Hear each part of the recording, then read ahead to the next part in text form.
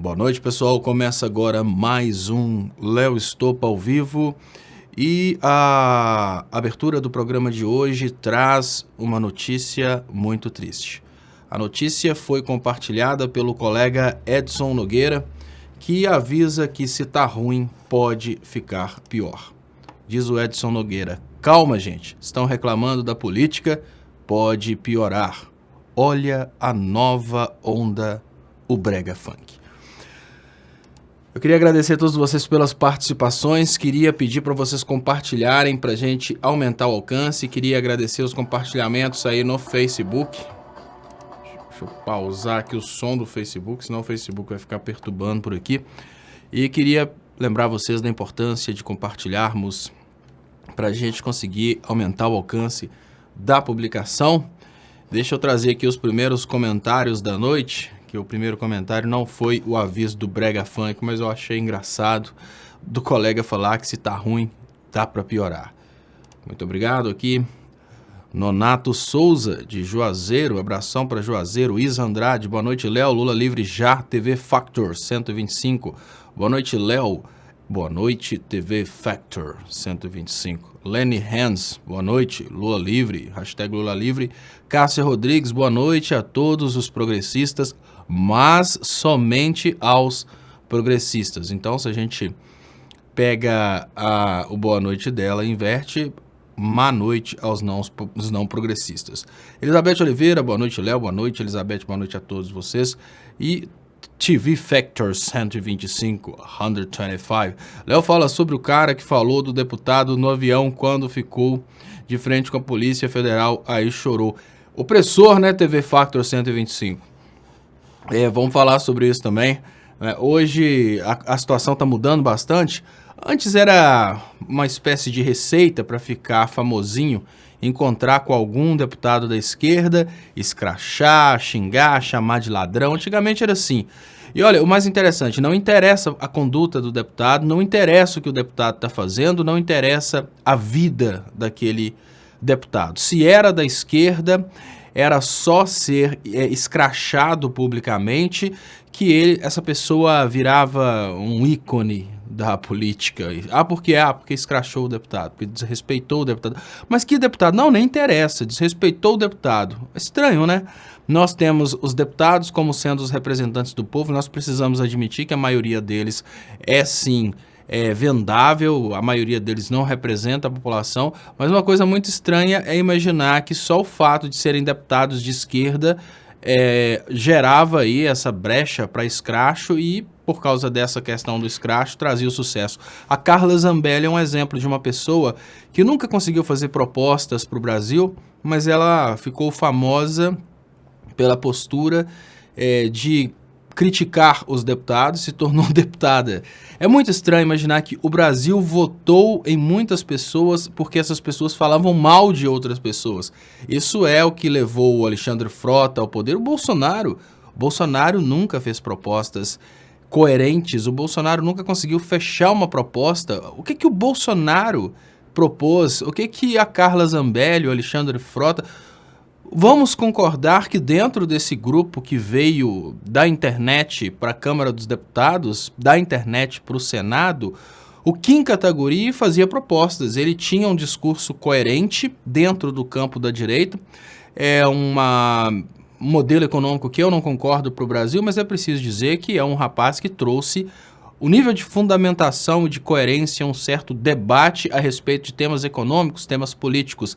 Mas o que a Carla Zambelli propôs para se tornar deputada no Brasil? O que a Joyce Hasselmann se propôs para se tornar deputada no Brasil? Quando é que o Alexandre Frota falou de política ou de economia? São pessoas que edificaram carreiras em cima da crítica aos outros, em cima da destruição da imagem dos outros, e deu certo. Então, o que eu tenho a dizer, TV Factor, sobre o deputado ter sido escrachado no avião? E o que eu tenho a dizer a respeito desse rapaz? É somente mais um que tentou fazer o que tem dado certo. Desrespeitar pessoas, porque nós vivemos, infelizmente, num país que remunera, admira, aplaude aqueles que desrespeitam as pessoas. Lembrando, A Carla Zambelli, a Joyce Halsemann, o Alexandre Frota e muitos deputados ao redor do Brasil foram eleitos não por propostas, não por coerência, não por qualquer conexão entre o passado dessas pessoas e a política e a economia ou por qualquer intenção de fazer bem feito, mas tão somente por causa do desrespeito aos políticos que estavam no poder naquele momento. Deu certo e provavelmente o que pensou o rapaz foi: olha, se deu tão certo com eles, por que vai dar errado comigo? Se ele não tivesse chorado na polícia, talvez teria dado certo. Mas que opressor é esse que oprime o deputado no avião e chora da polícia depois, né? Um opressorzinho que não deu certo. E o opressor tem mais. O opressor, já que a gente está falando desse assunto, né? O opressor, o bicho vai pegar pro lado dele. O opressor mentiu na polícia e ele já tinha liberado o videozinho. A gente consegue perceber que o cara não tinha uma intenção de fazer o escracho porque ele não concordava com o deputado, não. A finalidade dele era só ficar famosinho. E aí tá, ó. A finalidade dele era só ficar famosinho. O agressor de José Guimarães mentiu em depoimento à PF e deve responder à ação judicial. Agora, olha bem. Olha a cara do rapaz. Olha a intenção de ficar... O negócio do cara era isso, ó. Qual que é a finalidade do escracho? Pela postura do rapaz, olha, a gente consegue perceber que o negócio dele era só ficar famoso. E várias pessoas fizeram isso, não é, gente? Ah, tem um político ali, liga o celular e começa a xingar o político. Oi!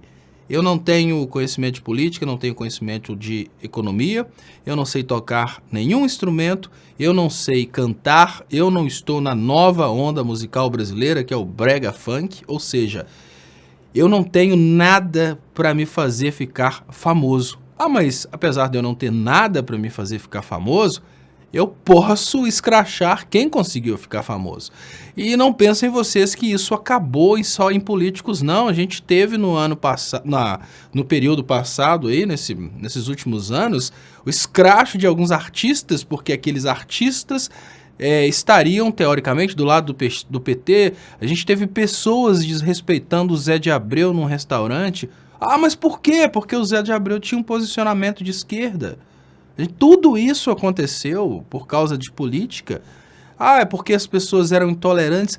Na maioria das vezes, essa intolerância era uma expectativa de fama. E olha que interessante. Todas as vezes que as pessoas olharem para esse vídeo desse rapaz oprimindo o deputado do PT, eles não vão lembrar do rapaz oprimindo o deputado do PT. Eles não vão lembrar desse rostinho opressor, eles vão lembrar do Chorão. Então esse rapaz aí que tá todo prepotente, todo poderoso, ele chorou na hora que chegou perto da Polícia Federal e deve estar chorando agora, porque vai responder esse processo aí, principalmente porque mentiu no depoimento e a polícia não vai gostar muito disso, né? Deixa eu agradecer do lado de cá agora. Muito obrigado. Latim Família. Buenas, Léo. Lula livre. Cleusa Bastos. Boa noite, Léo e demais companheiros. Rafa Martins, Abacate Consciente. Cabo Frio presente. Wagner dos Anjos. Lula livre. Wagner dos Anjos. Videira SC presente. Marcos Gomes. Boa noite, Léo. Então, boa noite, pessoal. Muito obrigado a todos vocês pelas participações. E eu queria agradecer o primeiro superchat da noite, que é do Marcos Gomes. Muito obrigado, Marcos Gomes. Queria agradecer de coração todos que ajudam financeiramente, todos que ajudam compartilhando, todos que ajudam de alguma forma o crescimento do meu trabalho. Eu queria lembrar a vocês que vocês podem ajudar o meu trabalho também através das contas bancárias que estão anunciadas nas descrições desse vídeo e também através do PayPal, por exemplo, que é uma forma que você pode contribuir de qualquer lugar do mundo usando um cartão de crédito. Eu coloquei como sendo assunto da live essa temporada de caça ao Lula e é um assunto que, obviamente, a gente pode ir desenvolvendo nessa noite. E a primeira coisa que eu queria refletir com vocês é: por que perseguir o ex-presidente Lula? Existem pessoas que acreditam que era necessário perseguir o ex-presidente Lula, porque caso contrário ele venceria as eleições. Mas a pergunta básica que a gente tem que se fazer nesse momento é: para que tanta perseguição esdrúxula? Para que Eu fiz uma comparação hoje no Léo ao Quadrado. Eu sei que tem algumas pessoas que por questão de horário não podem acompanhar o Léo ao Quadrado, mas vejam bem, polemicamente, tem 2 lives, né? Deixa eu esclarecer aqui as pessoas que estão chegando. Sim, polemicamente, são 2 transmissões simultâneas acontecendo no YouTube Leonardo Estopa e no YouTube canal do Estopa. E o motivo, para quem não entendeu ainda, o motivo de 2 transmissões simultâneas é porque de vez em quando o YouTube desativa as notificações. Provavelmente hoje pouquíssimas pessoas receberam as notificações, eu noto isso pelo número de pessoas que já estão assistindo. Então, o que eu sugiro é, se você está acompanhando polemicamente pelo canal do Estopa, faça também sua inscrição na página Leonardo Estopa. Por quê? Se de uma hora para outra uma transmissão cair, tem a outra, e se de uma hora para outra não chegar a notificação de um canal, pode chegar a notificação do outro. É a forma que a gente tem de driblar os mecanismos de perseguição do poder. Mas enfim, hoje no Léo ao Quadrado, pessoal, eu falava sobre a postura da Operação Lava Jato no Brasil. A Operação Lava Jato pode ser comparada a um ladrão. Por que um ladrão? A Operação Lava Jato nunca teve a intenção de luta contra a corrupção. A Operação Lava Jato foi muito bem arquitetada para destruir a economia brasileira.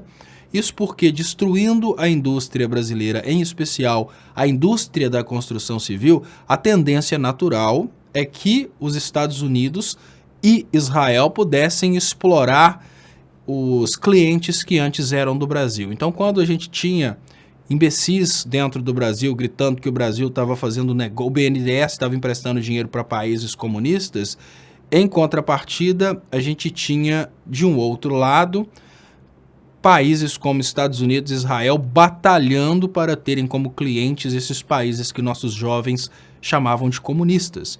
Então, para tomar do Brasil países como Angola e até mesmo Cuba e Venezuela, alguns países contrataram a Operação Lava Jato para destruir a nossa indústria da construção civil. Por outro lado, a gente teve todo um trabalho também da Operação Lava Jato para destruir a produção de petróleo dentro do território nacional, em especial o refino do petróleo. Nós temos todo um trabalho da Operação Lava Jato que focou a destruição da reputação da Petrobras e focou também a destruição da cadeia de produção de refinados e derivados de petróleo no Brasil. A finalidade, assim como a finalidade da destruição da indústria da construção civil no Brasil foi tomar o mercado que antes era do Brasil, os países que antes contratavam Odebrecht, Andrade Gutierrez, enfim, os países que antes contratavam as nossas empresas agora contratam empresas daqueles que patrocinaram a destruição do Brasil através da Operação Lava Jato. Por outro lado, o petróleo que antes era refinado no Brasil e cada vez mais o Brasil ia aumentando sua capacidade de refino do petróleo, ou seja, beneficiamento da matéria-prima, agora tudo isso vai para os países que trabalharam pela destruição da cadeia produtiva do petróleo dentro do território nacional. É importante a gente enxergar a Operação Lava Jato como sendo uma operação criada para destruir a indústria brasileira, tanto do petróleo quanto da construção civil, porque aí a gente consegue entender o porquê que não faz muito sentido o que eles fizeram. A Operação Lava Jato foi como um ladrão que chegou, conseguiu render a vítima e conseguiu seu objetivo, que era roubar a vítima.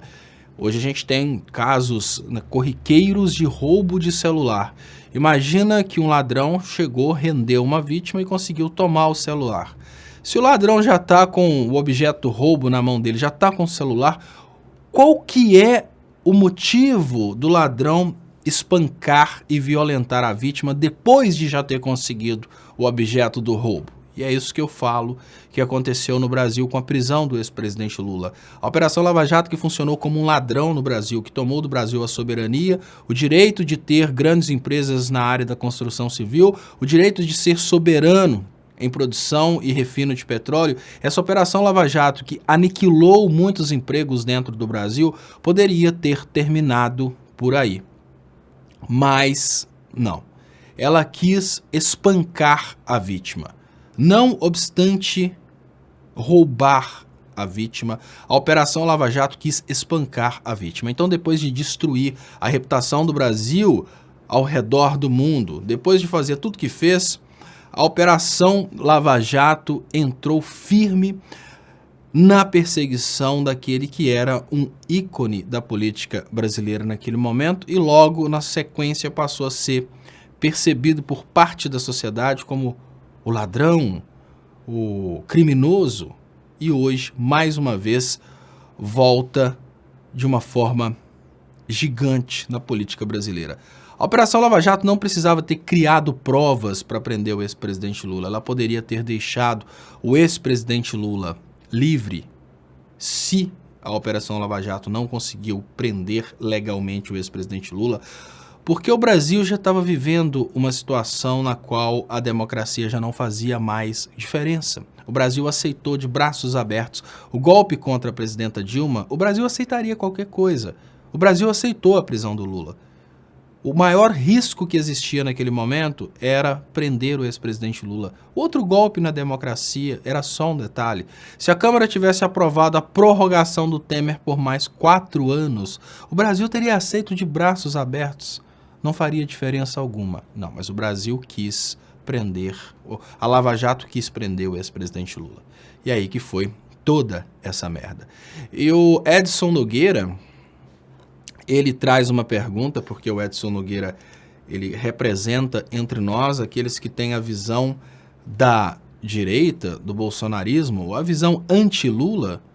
E ele pergunta, você quer dizer que não houve corrupção? Muito pelo contrário, Edson Nogueira. Eu digo para você que houve corrupção e a corrupção continua acontecendo. O que eu estou afirmando nesse momento é que a Lava Jato não tinha a intenção de lutar contra a corrupção. Até digo diferente, se a Lava Jato realmente tivesse a intenção de lutar contra a corrupção, por exemplo, se a Lava Jato não tivesse pedido através do Sérgio Moro para o Ministério Público não denunciar o Fernando Henrique para não melindrar uma pessoa importante, um parceiro importante, um aliado importante, eu diria que era uma luta contra a corrupção. Se a Lava Jato tivesse focado na corrupção de todos os partidos e tivesse protegido as empresas, eu até te digo que sim, a Lava Jato era uma intenção de luta contra a corrupção. Mas não, a Lava Jato fez questão de aniquilar as empresas brasileiras. Ah, mas então quer dizer que as empresas deveriam ser mantidas, as empresas corruptas? Não existem empresas corruptas, existem administradores corruptos. A Lava Jato poderia ter, inclusive, corrido os processos em segredo de justiça, que é o que fazem os Estados Unidos quando empresas americanas estão envolvidas. Os corruptores e os corruptos poderiam ser punidos sem destruir os empregos no Brasil.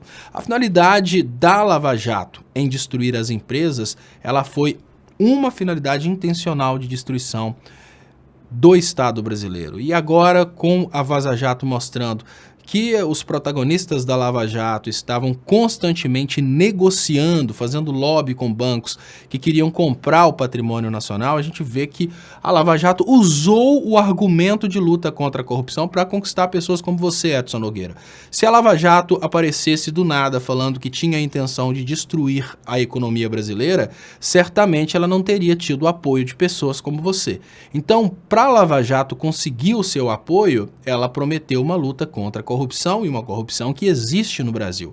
Então foi necessário um argumento bonito de luta contra a corrupção para conseguir convencer a sociedade brasileira que eles estavam fazendo coisa certa no momento que eles estavam destruindo a economia brasileira. Você acha, Edson Nogueira, que se não tivesse um argumento muito forte por trás do que fez a Lava Jato, teria sido possível a Lava Jato destruir milhões de empregos no Brasil, destruir milhões de empresas no Brasil? Não, Edson Nogueira. A Lava Jato conseguiu destruir o Brasil exatamente porque ela conseguiu consolidar na cabeça das pessoas que existia uma luta contra a corrupção. E só é possível consolidar na cabeça das pessoas que vale a pena destruir o Brasil numa luta contra a corrupção se a corrupção existisse. Só que a Lava Jato não lutava contra a corrupção. A Lava Jato lutava pela corrupção, o que é uma coisa bem diferente da outra. Os vazamentos têm mostrado, e o Tacla Duran também tem tentado mostrar para a sociedade brasileira que o que os procuradores da Lava Jato e o que o então juiz Sérgio Moro faziam naquela época era negociar com os acusados formas desses acusados serem libertos. Ou seja, Edson Nogueira, não havia ali uma intenção de prender os corruptos e os corruptores, havia uma intenção de tomar o dinheiro dos corruptos e corruptores. E se a gente não consegue mostrar isso para os brasileiros, a gente continua mantendo pessoas como você, Edson Nogueira, acreditando que a Lava Jato valeu a pena. E eu te falo, olha, a luta contra a corrupção pode valer a pena, mas você não pode tentar associar Lava Jato e luta contra a corrupção. Associar Lava Jato e luta contra a corrupção é a mesma coisa de tentar associar Bolsonaro e a família Bolsonaro à luta contra a corrupção. Eles sempre fizeram essa campanha de luta contra a corrupção, mas a gente tem visto que não tem nada a ver Bolsonaro e luta contra a corrupção. Se você tentar associar Bolsonaro e luta contra a corrupção, você precisa me explicar por que o Flávio Bolsonaro está lutando contra a investigação da corrupção do Queiroz. Entendeu? Então não é porque uma pessoa chega e fala que luta contra a corrupção que ela está falando a verdade. Existem pessoas que falam mentiras no Brasil, Edson Nogueira. É preciso você entender que mesmo as instituições são formadas por pessoas. E mais do que isso, é preciso você entender que Moro, Dallagnol e demais procuradores da Lava Jato são seres humanos e possuem interesses pessoais. Eles não são seres perfeitos que estão lá para fazer só o que é certo e que jamais se venderiam aos interesses pessoais. Eles são seres humanos, eles têm interesses pessoais, assim como eu, assim como você, e eles usaram os interesses pessoais para conduzir a Lava Jato. Deixa eu agradecer aqui no canal do Estopa.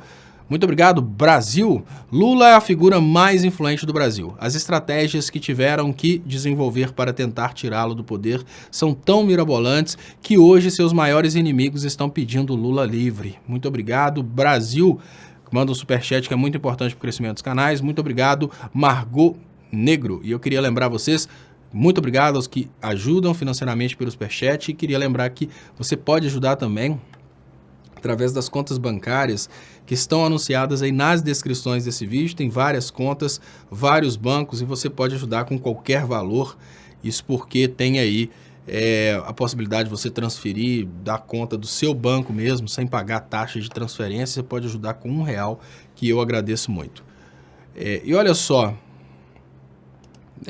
o que eu trouxe o colega aqui, deixa eu trazer de volta aqui. E olha, o Brasil, nós podemos dizer que o Lula é tão influente que o Brasil, a política brasileira divide-se em dois grupos, o grupo a favor do Lula e o grupo contra o Lula.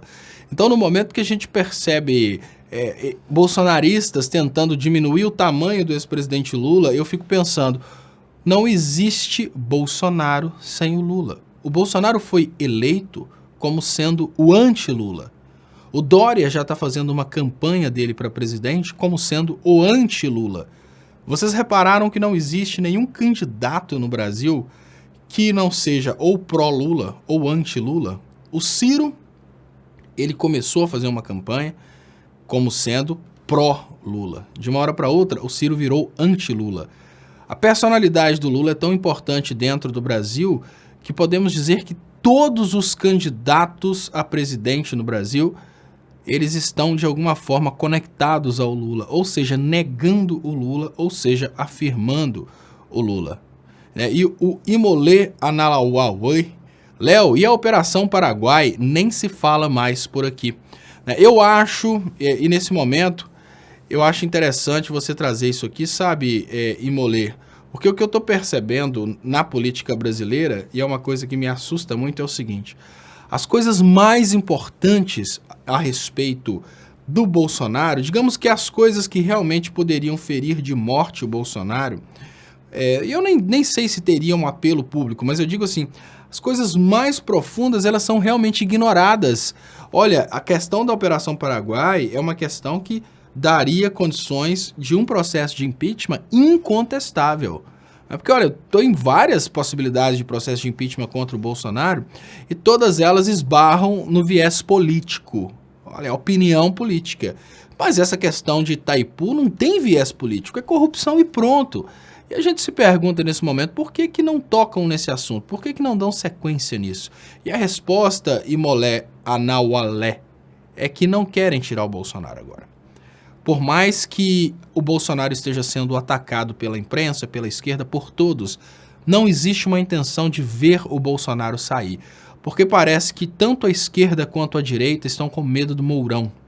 Existe uma incerteza muito grande a respeito do Mourão. Veja bem, a esquerda tem medo que o... Olha, eu acho interessante que aqui na live, eu sei que algumas pessoas ficam revoltadas quando eu critico a esquerda, mas eu não estou criticando vocês, pessoal. Eu estou criticando, obviamente, um grupo político que se diz de esquerda e utiliza o título de ser de esquerda para ganhar votos, para convencer as pessoas. Por exemplo, não existe apenas uma Tabata entre nós, existem várias Tabatas espalhadas por aí.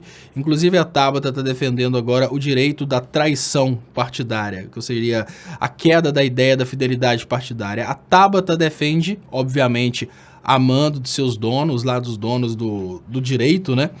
Que a Tabata defende a ideia de que os deputados não tenham que ter liberdade, a fidelidade partidária, que é mais ou menos assim: o deputado se utiliza de um partido grande para ter verba para se candidatar, para ter uma certa reputação ideológica. Por exemplo, ela utilizou-se do PDT para conseguir votos de esquerda, fez um discurso de esquerda e agora ela quer não ser conectada ao PDT. Ela quer que os deputados tenham liberdade de mudar de partido assim que são eleitos, porque afinal de contas, se essa liberdade passar a vigorar, os deputados poderão ser leiloados por magnatas como o Luciano Huck. Mas enfim, voltando ao assunto do qual o motivo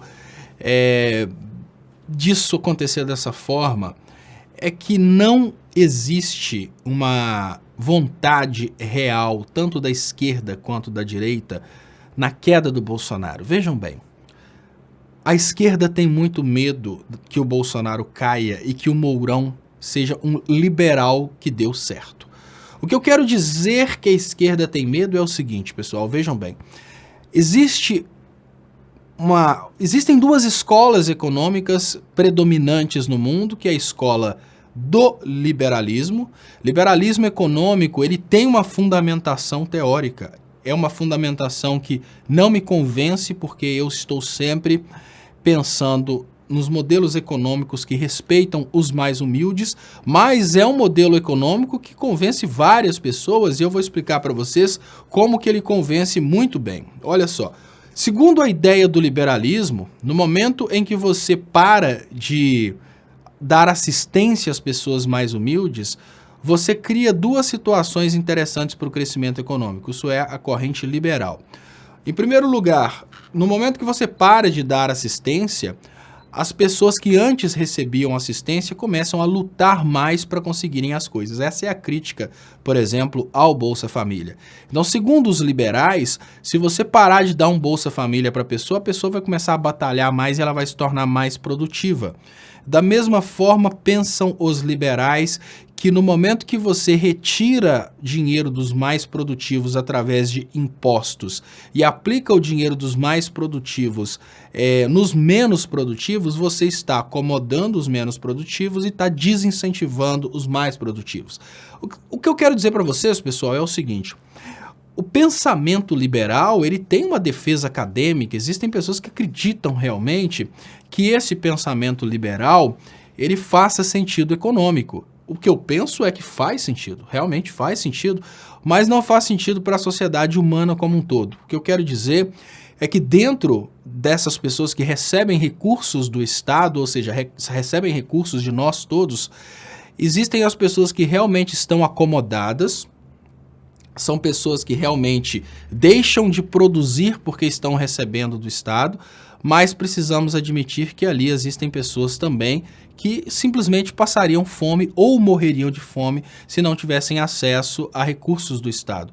Um exemplo são pessoas que nos Estados Unidos, por não terem condições de contratarem serviços de saúde, ficam sem fazer determinados tratamentos de saúde, porque lá a saúde tem que ser paga e pronto. Ah, mas os Estados Unidos é tão melhor que o Brasil? Sim, é muito melhor que o Brasil para determinado público. A partir de determinada renda é muito melhor que o Brasil, mas atrás daquilo ali as pessoas não têm acesso à saúde, por exemplo. Para quem acredita nesse pensamento liberal, imaginar a entrada do Mourão é imaginar a possibilidade de colocar no poder uma direita que dê certo. E a esquerda tem muito medo disso. O Bolsonaro no poder é a certeza do fracasso dessa tentativa liberal. O Bolsonaro no poder é a certeza que vai dar tudo errado. Em contrapartida, o Mourão pode trazer uma certa credibilidade até mesmo dentro dos progressistas. Porque hoje existe um desespero muito grande por causa do Bolsonaro no poder.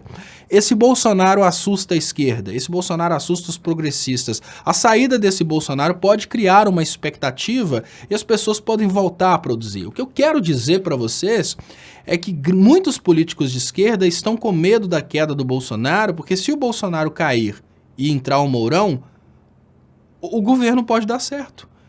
Isso mesmo, tem políticos de esquerda que não querem que o Bolsonaro saia porque tem medo que o Mourão dê certo. Isso é um detalhe que a gente precisa levar em conta. Por que que o Mourão, por que que o Bolsonaro, ele não é atacado de morte com coisas como, por exemplo, essa Operação Paraguai? Porque aí ele pode cair, pode entrar o Mourão. E o Mourão pode dar certo. Agora, na direita, existe uma coisa que é consenso. O Bolsonaro é manipulável. O Bolsonaro é um fantoche nas mãos do grupo de direita.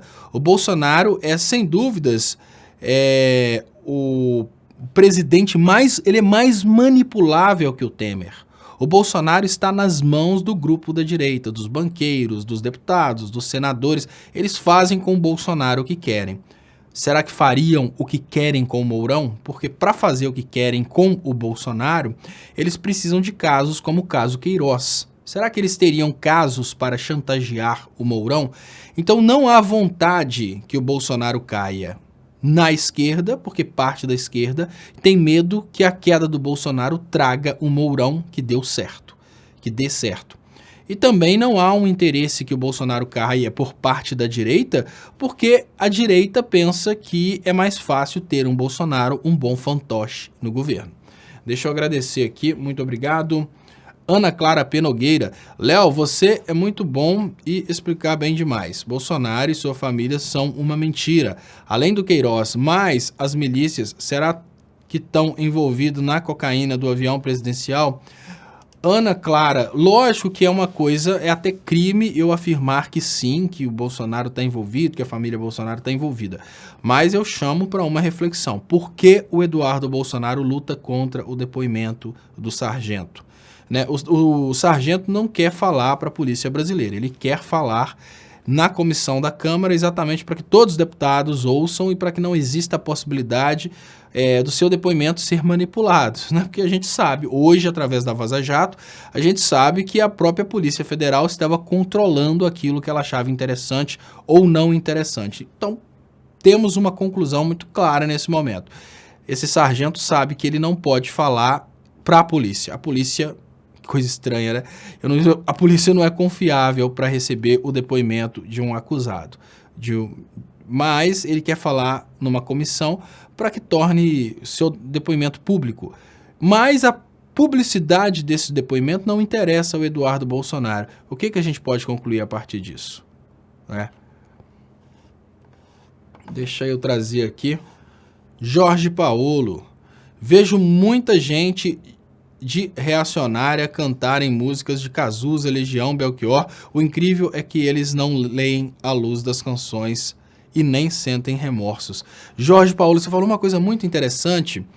Eu vejo pessoas reaças, né, que fazem né, a campanhazinha deles fazendo citações ao Renato Russo. Renato Russo era um dos cantores mais progressistas da história do Brasil, e quando eu vejo um idiota fazendo citação ao Renato Russo para defender a entrega do Brasil aos Estados Unidos, né, eu tenho asco. Quando eu vejo pessoas de direita citando Cazuza, eu penso que esse cara tem noção do que ele está fazendo. Aí você vê, Jorge Paulo, que falta na direita uma capacidade básica de interpretação. A direita não está tendo essa capacidade de interpretar coisas simples, como uma música. Tudo bem, né? O colega de direita aqui está morrendo de medo da chegada do brega funk, e eu tenho certeza que o brega funk, se quiser fazer sucesso, ele não vai poder denunciar desigualdade social. Isso é uma ferida de morte contra a arte brasileira no momento em que as gravadoras pararam de lançar qualquer tipo de música que lutava contra desigualdade social. Isso foi um momento da história do Brasil. Mas tentar citar os antigos cantores que lutavam contra o que a gente está vivendo hoje, como se eles apoiassem isso que a gente está vivendo hoje, é um desrespeito muito grande, né? Olha, eu queria muito agradecer vocês e pedir, por favor, compartilhem aí para a gente aumentar o alcance.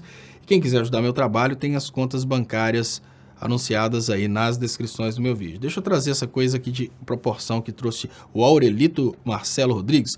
Léo, o povo está desacreditado. Veja, por exemplo, aqui tem pouco mais de 10% dos inscritos no canal. Sim, a live Aurelito Marcelo Rodrigues. Isso é uma coisa comum às lives de esquerda. Eu reparei realmente... Eu não trago felicidade para as pessoas, tá, Aurelito? Eu sou uma pessoa... é lógico, eu não gostaria que fosse assim não, pessoal. Eu gostaria que fosse diferente. Mas eu sou um comunicador que traz muito pessimismo, né? Pessimismo... porque eu trago aquilo que eu sinto, aquilo que eu acredito, a forma como eu vejo a política. E você quer ver o contrário, Aurelito Marcelo Rodrigues, vai em canais de direita.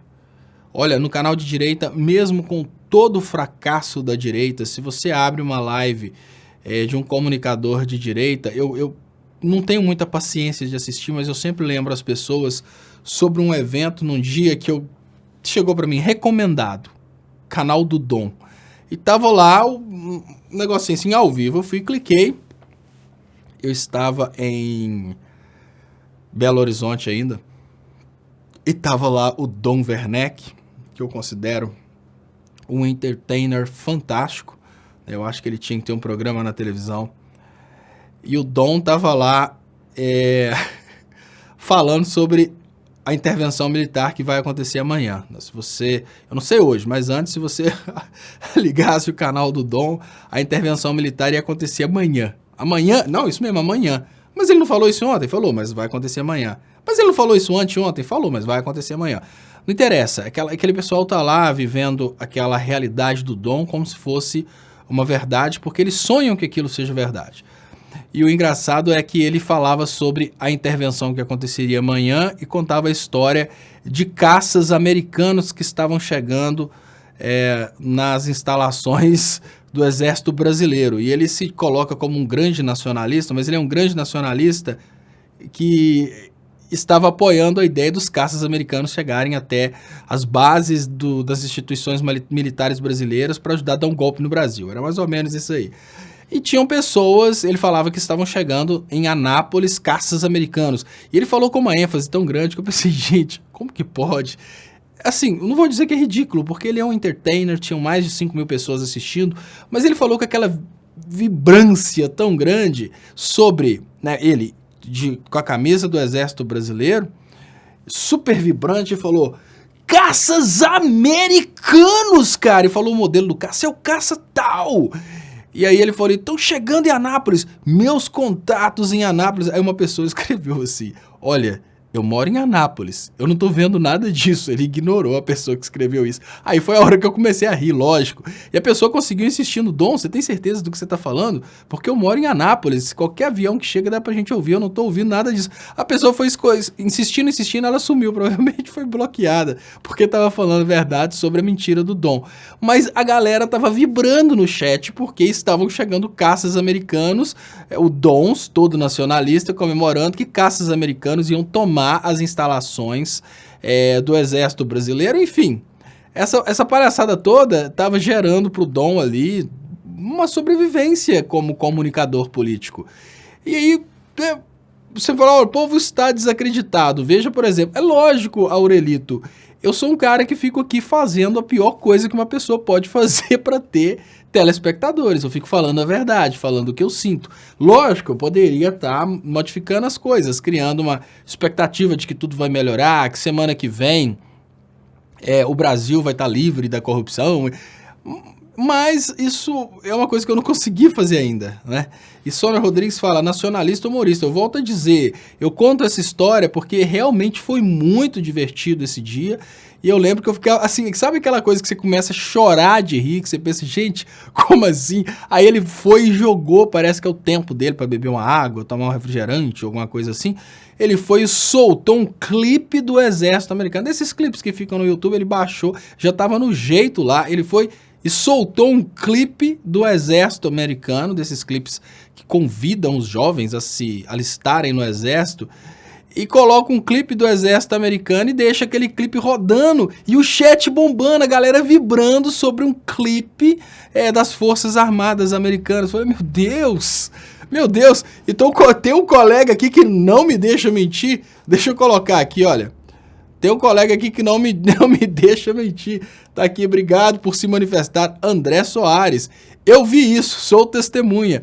E aí eu falo, é isso mesmo, gente. É entretenimento. O entretenimento, ele é mais legal. E eu falo com vocês, olha, eu achei tão divertido que eu preciso confessar.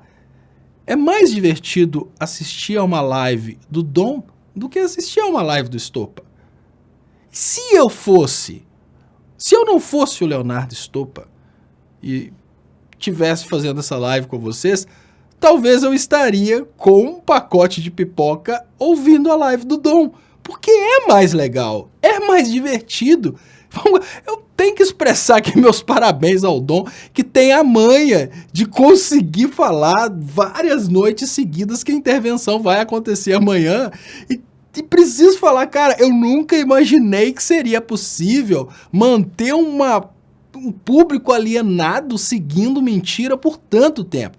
Eu posso dizer que o Dom é um mestre, o Dom tem o dom, porque olha, e volto a dizer, eu tô falando isso porque eu acho ele um entertainer fantástico e digo, eu imaginava, na minha humildade de comunicador, eu imaginava que assim que você trouxesse um assunto completamente incoerente, completamente desconexo, como por exemplo, caças americanos estão chegando em Anápolis para dominar o Exército Brasileiro e a intervenção vai acontecer amanhã. Ao meu ver, amanhã não acontecendo a intervenção, esse cara perderia toda a admiração dos seus seguidores. Não! A galera continua indo lá, continua acompanhando, continua curtindo aquilo, porque a galera não quer a verdade, não quer uma análise política, quer a materialização verbal de um sonho. O cara tá, eu queria tanto a intervenção, aí o cara fica vendo lá, mas o Dom falou que ia acontecer ontem, mas não aconteceu, nem hoje. E ele fala isso há 3 anos, mas eu quero a intervenção, eu vou continuar assistindo. Então eu falo, olha, eu aprendi ali que é isso que é legal, é isso que é interessante. Se não fosse pela obra, e se não fosse por essa live, se eu estivesse vivendo uma vida tranquila, olha, eu provavelmente faria uma pipoca de micro-ondas e não assistiria ao Leonardo Estopa, eu assistiria ao canal do Dom, porque é muito mais engraçado. Deixa eu agradecer aqui, muito obrigado.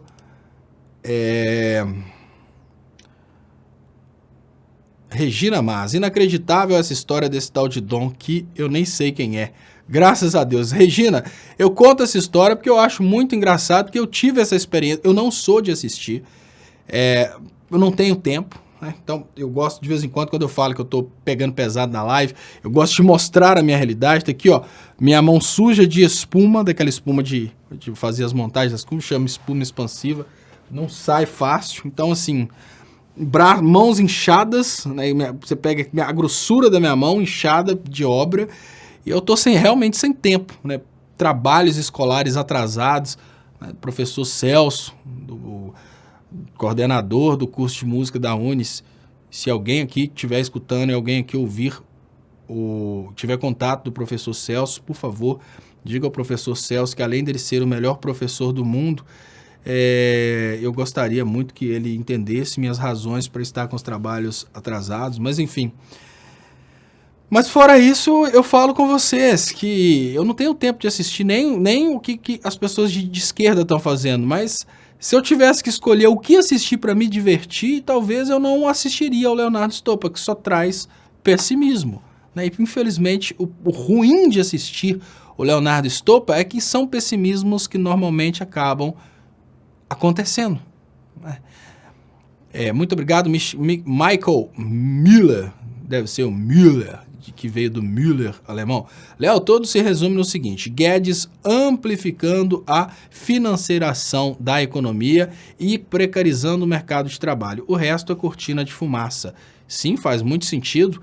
E eu imagino, Michael, que o que faz com que o bolsonarismo sobreviva é exatamente isso. Porque está tudo pior economicamente, mas essa expectativa de que, apesar de que estamos vivendo um momento ruim, os empresários vão receber desse momento ruim frutos que são a precarização do mercado de trabalho e a financiarização de tudo, que cria hoje essa calmaria no empresariado brasileiro. Porque se não fosse por isso, eles já teriam derrubado, obviamente, o Bolsonaro. Muito obrigado, Wilson José Regaço. E muito obrigado mais uma vez, Wilson José Regaço.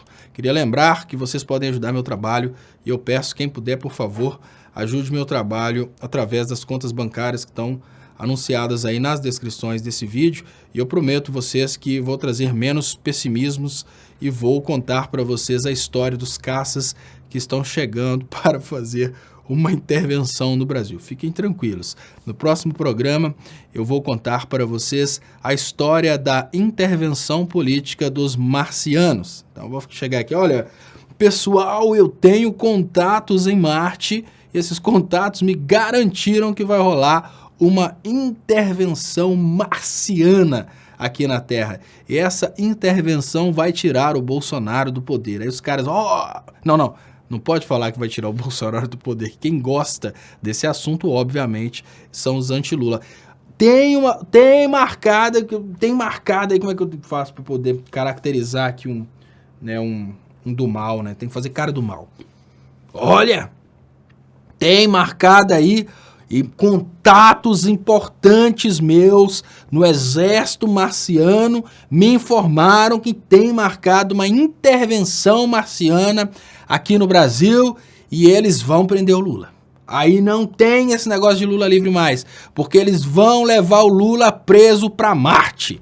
E aí chove superchat, aqueles monte daqueles povo aposentado assim, do Estado, que ganha muito dinheiro, não tem onde colocar dinheiro e não gosta do Lula, porque o Lula ficou ajudando muito pobre e esse pessoal tem raiva do pobre. Agora sim, e tá chegando ali na cidade de Limeira, em São Paulo, 5 discos voador. Eles estão cercando por ali, dali vão sair para Curitiba e vão levar o Lula para Marte. Aí o cara fala assim, o cara escreve no chat, olha, Léo, eu sou de Limeira, eu não tô vendo esses discos voador chegando aqui não. Aí Leonardo Stoppa vai lá e bloqueia o cara pra ninguém ver que o cara de Limeira tá cortando aí a história do disco voador. E obviamente o que eu posso dizer é que realmente vindo esse disco voador, eu falo, ei seu moço do disco voador, me leve com você pra onde você for. Ei seu moço, mas não me deixe aqui enquanto eu sei que tem muitas estrelas por aí. Então, muito obrigado, Gilmar Ferreira. Esse mané sabe quem fabricou o gás que matou os judeus, a Bayern. Gilmar Ferreira. E o grande detalhe, Gilmar Ferreira, é que eu não vou assustar não, mas o gás que matou os judeus provavelmente foi fabricado por uma indústria farmacêutica aí de judeus, né? É estranho, mas enfim. Mas enfim, Gilmar, é muita loucura essas coisas aí. Quando a gente cai nessa parte aí do nazismo, é uma parte... Né, eu nem digo do nazismo, né? Quando a gente cai nessa parte do Holocausto, o Holocausto é a parte extremamente criticável do nazismo. O nazismo não pode ser reduzido ao Holocausto, assim como não é possível justificar o Holocausto. Então são coisas bem diferentes. Não tem como procurar justificativas para o que o Hitler fez em relação aos judeus. Ou melhor, você pode até procurar justificativas para o que o Hitler fez em relação aos judeus, mas o detalhe é que se você encontrar, você não vai conseguir sequer publicar, porque as justificativas não são aceitáveis na atual conjuntura social que a gente vive hoje, social e econômica, mas o desesperador é imaginar essa possibilidade aí de ter sido uma empresa... E importante, tá, Gilmar Ferreira? O Hitler subiu ao poder principalmente por causa de um apoio de alguns judeus que tinham medo do comunismo. E eu tô vendo aqui agora, acabou de chegar para mim aqui, que o Lionel Hadi retweetou. Eu acompanho o Lionel Hadi no Twitter e eu queria aproveitar que nesse momento acabou de subir aqui um retweet do Lionel Hadi e lembrar vocês que o Lionel Hadi tá aqui o Lionel Hadi no Twitter, quem puder acompanhá-lo, quem puder seguir o Lionel Hadi, eu considero a batalha do Lionel Hadi uma coisa que deve ser realmente elogiada pelos progressistas. Eu considero essa batalha do Lionel Hadi uma coisa que realmente tem que ser admirável, porque ele é exatamente a chave para a esquerda parar com essa cabeça dura de que a esquerda é inimiga da polícia, porque o Lionel Hadi, ele é um policial que está lutando de todas as formas para mostrar para o povo que o policial é um trabalhador e para mostrar para o policial que ele é um trabalhador e não deve ser subordinado a uma direita que não gosta dos trabalhadores. Então, eu queria não só agradecer, né? Primeiramente eu queria agradecer, porque o Leonel não precisava estar fazendo isso se ele estivesse fazendo o trabalho do lado errado, do lado da covardia, do lado da direita, ele já estava eleito deputado, a gente sabe disso. O policial com a capacidade extrema de articulação e argumentação política, é uma pessoa que decidiu cursar economia porque já é formado em direito, mestrado em direito, decidiu cursar economia para poder compartilhar conhecimentos a respeito de economia. Ou seja, obviamente ele já estaria eleito deputado se ele tivesse decidido ficar no campo da direita, no campo do mal, mas ele quer fazer esse trabalho de conexão entre o campo progressista e as polícias. Então, quem puder, vamos aumentar esse Twitter dele aqui, levar isso aqui, sei lá, para 100 mil, seja lá para quanto for, e vamos crescer esse trabalho dele, que é muito importante. E eu falei, primeiramente, eu tenho que agradecer, porque ele não precisaria estar fazendo isso, ele já poderia estar dentro da Câmara dos Deputados como sendo mais um bobão da direita que defende os interesses dos milionários, mas não, ele decidiu lutar do nosso lado, verdadeiramente do lado dos policiais, e eu queria parabenizar, porque ele tem feito um trabalho realmente muito bom, né? Eu entrevistei o Lionel Hadi a respeito da liberação das armas, quando isso foi cogitado pelo Bolsonaro há 3 anos atrás. Então a gente faz um trabalho, né, irmão há muito tempo. Deixa eu liberar aqui alguns comentários. E o Tony Conceição, que quer ser o do contra, fala aqui, ele foi candidato, não deu nem para saída. Deu sim, sabe, Tony Conceição. Você sabe o que significa ser suplente? Suplente é o próximo, dentro de todos aqueles que foram eleitos, o cara que vai substituir qualquer um que sair, porque ele foi o próximo, ou seja, foi um dos mais votados, foi o mais votado entre os que não foram eleitos. Então falar que não deu nem para saída é complicado. Agora, uma coisa que é importante, Tony Conceição, é o seguinte, ele não foi eleito pelo país que elegeu o Bolsonaro. Então, o problema não é o Leonel, o problema é o país. Né? Olha, peraí. O camarada não ser eleito num país que elegeu Joyce Halseman, num país que elegeu Alexandre Frota, Tiririca, num país que elegeu Bolsonaros, a família Bolsonaro, eu garanto para você, Tony Conceição, que o problema não é ele, o problema é o país. Olha, o país consome políticos estranhos, então o problema não é o Leonel. E deixa eu liberar aqui. Tô vendo aqui o Ney ir falando, Mano Tóquio é um idiota que acha que entende política. Não é não, Ney, Mano Tóquio é o brother. O Mano Tóquio, ele inclusive, o Mano Tóquio, apesar dele ser contra o PT, ele não entrou na ondinha dos bolsonaristas. Ele defendeu aquilo que ele acreditou ser real. O Mano Tóquio é evangélico e ele defendeu o único candidato que eu acredito que é evangélico, que é o Daciolo. O Daciolo porque fica bonito, né? Poderia ser Daciolo, mas Daciolo fica mais italiano, fica um negócio assim mais, sei lá, mais chique. Né? E, olha, poucas... Edna Mello, Ney, o Tóquio é louco, ele começa com oração e termina com palavrões. Mano, o Tóquio é legal, gente. Mano, o Tóquio é legal, só que é o seguinte, existem pessoas dentro do campo progressista que são policiais. Assim como existem policiais que são progressistas, é a mesma coisa. A gente tem que admirar aqueles policiais que não são bolsonaristas, assim como a gente tem que elogiar os evangélicos que não caíram na isca de Malafais e Felicianos e foram para o bolsonarismo. O Mano Tóquio não é bolsonarista, ele não acredita no PT. Ele não é obrigado a acreditar no PT, a obrigação é nossa de mostrar para ele que ele foi convencido a ir pro lado errado. Agora, ele não foi pro lado errado. Uma coisa que eu garanto para vocês, dentre todos os candidatos evangélicos que eu conheço, dentre todos os candidatos evangélicos que eu conheço, o único que eu acredito, que acredita em Deus, é o Daciolo. Ou seja, dentre todos os comunicadores na internet que se dizem evangélicos, o único que eu acredito que é evangélico verdadeiramente é o Mano Tóquio.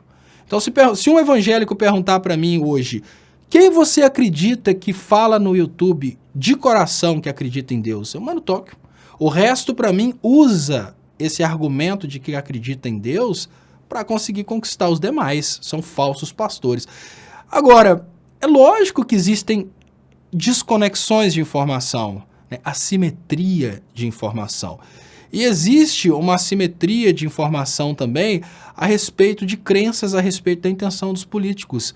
O Mano Tóquio talvez ele não tenha conseguido ver o esforço do ex-presidente Lula em beneficiar os mais pobres, porque talvez ele tenha conseguido ver apenas as jogadas políticas que foram necessárias para que o Lula conseguisse construir universidades, aprovar programas como Bolsa Família, enfim, o que foi necessário para que o Lula conseguisse articular essa melhora de vida dos brasileiros. Então, o que ele consegue ver? Ele só consegue ver a parte do que a Globo fala, mas não é porque ele é uma pessoa ruim. Se ele fosse um babacão, ele teria ido para o bolsonarismo. Não, ele fez questão de ser Daciolo do início ao fim. Por quê? Porque ele acredita realmente primeiro, ele acredita realmente em Deus. Ele é um evangélico que acredita em Deus e tem a opinião dele. O detalhe é o seguinte, existem dois tipos, nós precisamos identificar, eu sei que entre nós aqui a maioria é lulista, e entre nós lulistas a maioria aqui é petista. Nós precisamos identificar entre os antipetistas, aqueles que são antipetistas simplesmente porque querem ser antipetistas, porque querem ser do mal. E aqueles que realmente não acreditam que o PT fez um trabalho bom. O cara que quer ser do mal, ele nem tem fundamentos, ele só consegue repetir o que a Globo falou. Agora, tem pessoas que realmente acreditam que a solução pode estar nas mãos de outro grupo. E acreditam isso por bem, não tem aqueles que acreditam que, não, melhor seria o Ciro Gomes. Tem aqueles que acreditam, não, melhor seria alguém do PSOL. Ou seja, são progressistas, mas acreditam em outro ponto. Agora, uma coisa que o Ulisses Tarraf está falando aqui do Daciolo, e eu queria até te dizer, Ulisses, que se você procurar a minha primeira manifestação a respeito do Daciolo, logo quando ele ficou famoso, né, quando eu conheci o Daciolo, eu já trazia uma coisa que era o seguinte: o Daciolo precisa ser primeiro ouvido. E depois que você ouviu o Daciolo com o coração aberto, a partir daí você começa a criticar. O Daciolo, assim, quando o Daciolo ficou famosão no Brasil inteiro, depois daquele discurso, eu fui procurar algumas coisas sobre o Daciolo, e eu fui ver o que é a postura de um evangélico que realmente acredita em Cristo. Eu vi o Daciolo se referindo, naquele momento em que era, olha, para evangélico ficar famoso, há alguns anos atrás, a estratégia era atacar homossexuais. Para o evangélico ficar famoso, há poucos anos atrás, o negócio era meter o pau dentro da Câmara dos Deputados no Jean Willis. E o Daciolo, me parece que era no dia do orgulho gay, eu sei que num determinado dia, o Daciolo estava falando que estava sentindo a falta do irmão Jean entre os deputados, e o que ele falou que ele desejava para o Jean Willis era felicidade, e que para ele a felicidade estava num casamento. E ele falou, olha, o que eu desejo para o Jean, olha que coisa fantástica, o Daciolo foi cristão naquele momento. Sabe por quê? Olha assim, o cristianismo não é querer a destruição dos que pensam diferente. O cristianismo é querer a salvação dos que pensam diferente. Então, o que seria uma política cristã em relação ao homossexual? Eu vou lutar de todas as formas para que Deus transforme o posicionamento sexual dessa pessoa para aquilo que Deus considera certo. E não eu vou destruir essa pessoa, eu vou aniquilar essa pessoa, vou queimar essa pessoa, porque essa pessoa está contra a Bíblia. Não. Jesus Cristo não veio para pedir para queimar ninguém. Jesus Cristo veio para pedir para que as pessoas lutem pela transformação dos demais, mas não lutar contra os demais, lutar pelas transformações. Então, olha só, o Daciolo, ele foi dentro de uma Câmara dos Deputados o único evangélico que teve coragem de ser cristão. Mas peraí, todo evangélico deveria ser cristão. Não. Mas aí, enfim, o Daciolo, além desse posicionamento de cristão verdadeiro, o Daciolo também teve um posicionamento fantástico em relação à verdade sobre a política brasileira. Ele foi o cara que teve a coragem de sapecar a mão na cara dos banqueiros, do sistema financeiro. Ele foi o cara que teve a coragem de falar das organizações secretas. Ele foi o cara que teve a coragem de falar sobre a função de determinados grupos de poder no que está acontecendo hoje. E o Edson Nogueira traz para nós o Glória a Deus, mas escrito de forma errada. Não é Glória a Deus como você escreveu, Edson Nogueira. É com X, é Glória a Deus. Glória a Deus. Mas então eu falo com você que o Daciolo, ele bota tanto medo por falar a verdade, que o Daciolo passou por uma coisa que o Enéas passou. Olha que interessante. Quando o Enéas falou sobre a importância do Brasil dedicar um pouco do seu tempo ao desenvolvimento de defesa através de bomba nuclear, o Enéas foi ridicularizado no Brasil. Hoje nós perdemos a soberania, perdemos o patrimônio brasileiro e tivemos uma intervenção internacional, porque no momento que essa intervenção começou, a Dilma teve que abaixar a cabeça e aceitar, porque nós não temos defesa. O Brasil não tem defesa. O Brasil tem forças armadas para ficar brincando de defesa, mas defesa de verdade é arma nuclear. A Coreia tem, o Brasil não. Então o Brasil perdeu uma guerra híbrida para os Estados Unidos porque o Brasil nem pode falar em se defender de uma guerra dos Estados Unidos. Ele não tem tecnologia nuclear. O Enéas foi ridicularizado e hoje o Daciolo foi ridicularizado. Por quê? Porque o Daciolo estava trazendo muita verdade. Olha, gente, faz o seguinte, né? Aquele entre nós que achar que o Daciolo se resume a Ursal, se você acha que você pode reduzir o Daciolo somente a Ursal, eu te faço um pedido. Pega os discursos do Daciolo, anota todas as coisas que foram trazidas pelo Daciolo e pesquisa no YouTube depois.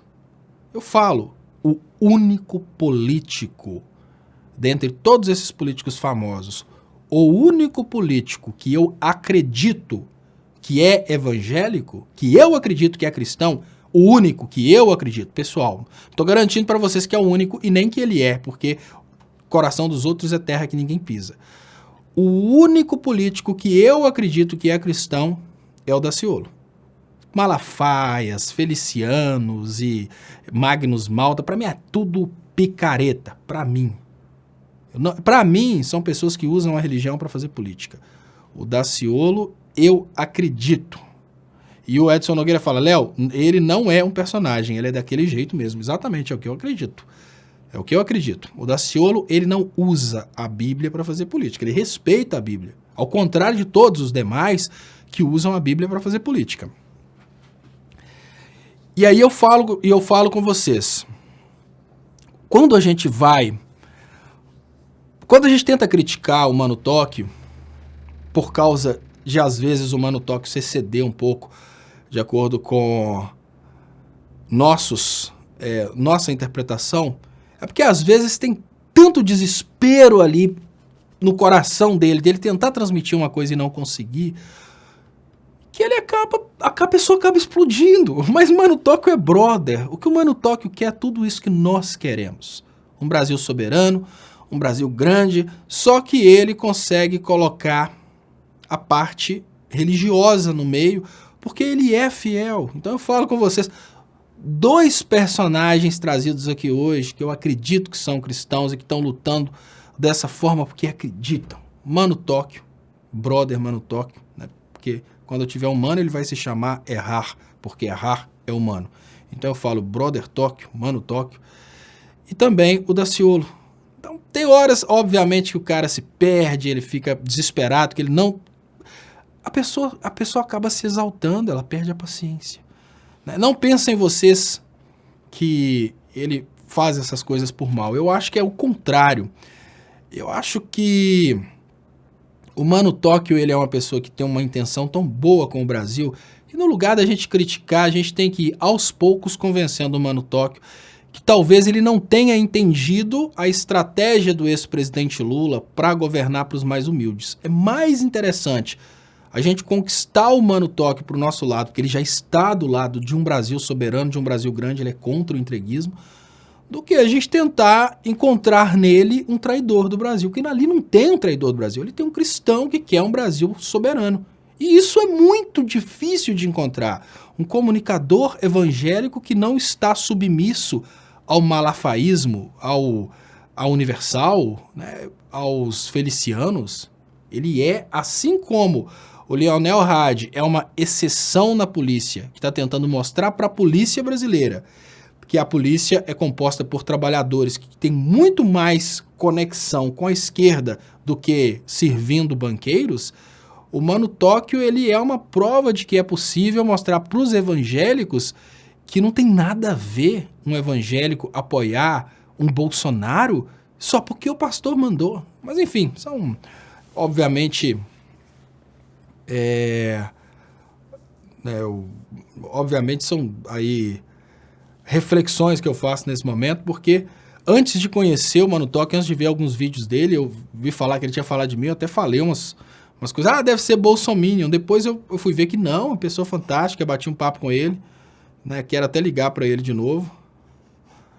E Mosca na Sopa fala, estou falando bem do Daciolo e Mano Tóquio é demais. Olha, Mosca na Sopa, muito pelo contrário, não é demais não, eu sempre falei bem do Daciolo, desde o primeiro dia, porque eu tenho uma coisa, pessoal, olha, eu vou contar para vocês uma coisa aqui que acontece no meu canal, que às vezes revolta as pessoas, algumas pessoas se revoltam comigo, algumas pessoas acabam saindo do canal de raiva disso. Eu não vou conforme vai a esquerda, não vou conforme vai a esquerda. Eu vou conforme vai a minha intuição, e eu sou humilde para admitir que errei, mas eu vou conforme vai a minha intuição. Existem momentos que a esquerda vai toda numa direção, porque aquela direção parece ser a direção mais confortável, mas se a minha convicção não me levar naquela direção, eu não vou. Então, no momento que toda a esquerda achou interessante meter o pau no Daciolo por causa do caso da Ursal, eu escutei o Daciolo falando e falei, olha, vamos concordar que o caso da Ursal é muito engraçado. Mas vamos pensar, e o resto que ele falou? Isso desde o início. Então, eu falo sobre o Daciolo, isso é desde o primeiro momento. Né? O Daciolo, ele realmente, desde o primeiro momento que eu vi o Daciolo, eu nunca vi ali um personagem como, por exemplo, o Bolsonaro. Deixa eu agradecer vocês pelas participações. Eu gostaria de lembrar vocês que vocês podem ajudar o meu trabalho através das contas bancárias que estão anunciadas aí nas descrições desse vídeo. Os colegas às vezes ficam falando isso, eu fico pedindo dinheiro na internet, fico mesmo, porque senão como é que eu pago as contas? E eu agradeço muito as pessoas que ajudam e queria lembrar que vocês podem ajudar também compartilhando, porque obviamente ajudar é ajudar de qualquer forma. Tem pessoas que podem ajudar de uma forma, tem pessoas que podem ajudar de outra, mas você ajuda demais compartilhando e convidando amigos aí para se inscreverem no canal. Quem estiver assistindo pelo Facebook, eu queria lembrar vocês que vocês podem compartilhar aí no Facebook, vocês podem convidar pessoas para curtirem a página Canal do Estopa aí no Facebook. Eu vou colocar aqui a live, o vídeo que encerra a live, depois a reprise, e agradeço vocês, eu volto amanhã. Aqui no Brasil, a gente tem uma prática muito cruel das empresas que instalam serviços de TV a cabo. Eles não fazem o aterramento do sistema de TV a cabo. O que isso normalmente tem causado no Brasil é a queima de aparelhos televisores, a queima de aparelhos ligados ao sistema de internet do provedor de internet. Por exemplo, a NET não instala o supressor de surtos que é necessário na entrada do sistema de TV a cabo. Da mesma forma que um raio pode cair e queimar um aparelho eletrônico, imaginem o que pode acontecer se uma criança estiver segurando o fio da TV a cabo exatamente no momento em que o raio cai. O que eu estou chamando a atenção de vocês é que o sistema de TV a cabo, como está sendo instalado pela NET em várias casas brasileiras, ele pode causar não apenas a queima dos aparelhos, como pode causar também a morte de pessoas. O que acontece é que na hora que o raio cai, uma indução eletrostática acontece naquele fio que está esticado. E ali, aquele fio recebe centenas de milhares de volts e quebra o isolamento do equipamento. Isso queima a televisão, isso queima os aparelhos conectados à internet e pior, se tiver uma pessoa, ela pode morrer. Por que ninguém fala a respeito disso no Brasil? Porque é muita grana que está em jogo. É muito mais fácil deixar as pessoas mais pobres morrerem sem saber o que está acontecendo do que denunciar uma empresa do tamanho da NET que ela está instalando o sistema sem a devida proteção, porque na hora que cai um raio e queima, eles averiguam e tentam dar barrigada e não pagar a indenização. A tendência natural do brasileiro é deixar para lá. Então eles não atendem, você vai deixando a coisa para lá até o momento em que você perde o direito de entrar na justiça contra eles. Estatisticamente fica mais barato para eles desrespeitarem o Brasil do que atenderem adequadamente. Aí que entram as agências regulamentadoras para exigirem essa condição de segurança. No Brasil eles têm um lobby muito forte e isso não acontece.